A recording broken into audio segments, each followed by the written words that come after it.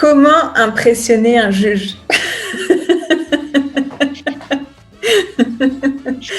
Alors, il y a un couple, qui m'a toujours impressionné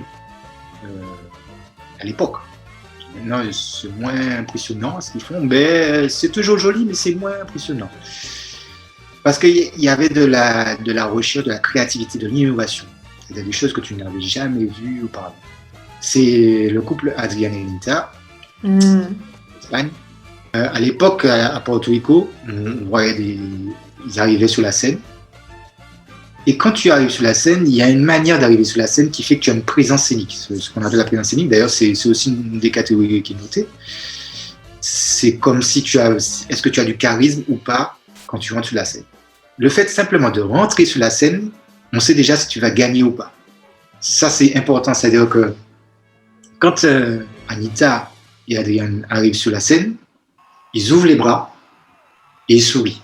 Avec un grand sourire. Je ne sais plus même pas sourire aussi bien qu'eux. Mais ils sourient tellement qu'il y a une communication qui se fait tout de suite avec le public. Là, en ouvrant aussi les bras, tu saisis le public. Les gens n'ont pas encore compris ce que tu vas faire, mais ils ont déjà, ça a déjà un impact sur ce que tu fais.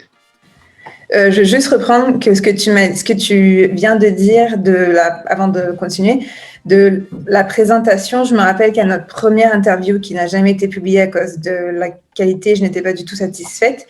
Tu m'as dit ça et ça a changé beaucoup de choses dans ma vie de danseuse, mais aussi, parce que j'ai un programme pour les mariés.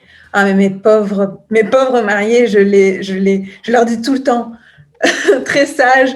Un jour, j'ai interviewé Yann Vicento Caballero, puis là, je le dis, il est juge mondial et je les fais travailler leur entrée parce que ça m'a tellement marqué ce que tu m'as dit que ça a changé. C'est sûr que ça a changé en très grosse partie ma danse et comment je me prépare.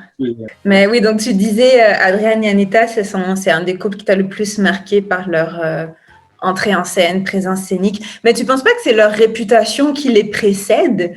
Ou c'est vraiment leur entrée? Je veux dire, avant qu'ils soient Adrián et Anita, ils faisaient peut-être pas cette impression en rentrant. C'est parce qu'il y a aussi je sais pas, est-ce que c'est vraiment physique? C'est quelque chose qui peut se travailler?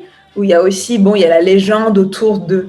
Alors, il y a ça, mais ils ont beaucoup travaillé pour arriver à ce niveau. Ouais. Non, absolument, oui, je suis sûre. Toutes les chorégraphies d'Adrián et Anita, au début, en tout cas, étaient très, très recherchées. C'était des choses qu'il n'y avait pas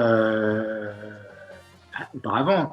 Je veux dire, tu fais une entrée en scène où tu as le gars qui tient la fille, elle est tête en bas. Personne ne comprend rien parce que personne n'a jamais vu ça. C'était des choses vraiment extraordinaires. Même une entrée où la fille arrive, clac, elle ouvre les bras et tout de suite, elle se lâche comme si elle est une plume. Elle se met en grand écart, quoi, mais même pas un grand écart comme si elle tombe à terre. Elle se met en grand écart comme une fleur qui s'ouvre, quoi. C'est des choses, je ne peux même pas imaginer que quelqu'un ne peut pas faire quelque chose aussi délicatement, avec autant d'agilité, d'adresse. Tu te dis, c'était pas possible, quoi, à l'époque. Et maintenant, les gens font très attention à leur entrée et leur sortie. C'est très important, voilà. Et puis aussi, dans l'évolution de la danse, il faut souvent aussi marquer des pauses qui permettent aussi aux téléspectateurs de souffler. Ils permettent aux téléspectateurs en fait, de ne pas décrocher des yeux le couple. Ça permet aussi de relancer la danse quand on est dans la compétition et de prendre aussi de la respiration quand on fait les pauses. Ça t'est déjà arrivé de mettre un 0% dans ta carrière et un 100%? Non.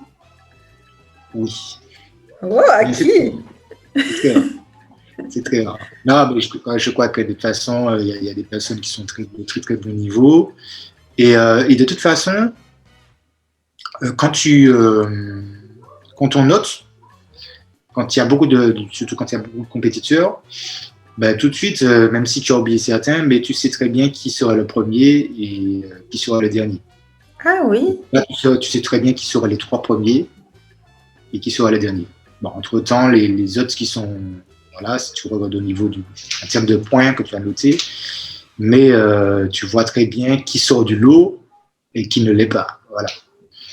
Donc, moi, j'estime que il faut pas être trop dur, ni trop laxiste. Ok. Alors, il y a des gens, il y a des juges, hein, ça c'est leur choix, hein, chacun est libre de faire comme il veut, mais qui sont très durs, et ceux-là sont souvent des gens qui sont pas super compétents ou d'un très haut niveau. Ok. Je ne dirais pas qui, parce que voilà. Mais c'est vrai que ça sert à rien de mettre le niveau haut, la barre haute pour quelqu'un ou machin. Je pense que être juste avec, la personne avec qui on note, c'est correct, quoi. C'est pas la peine de se dire moi, non, moi j'ai mis de sales notes ou non, non, du tout. Il n'y a pas de mauvaise note. Voilà, il y a une note en fonction de ce que la personne a donné et c'est tout.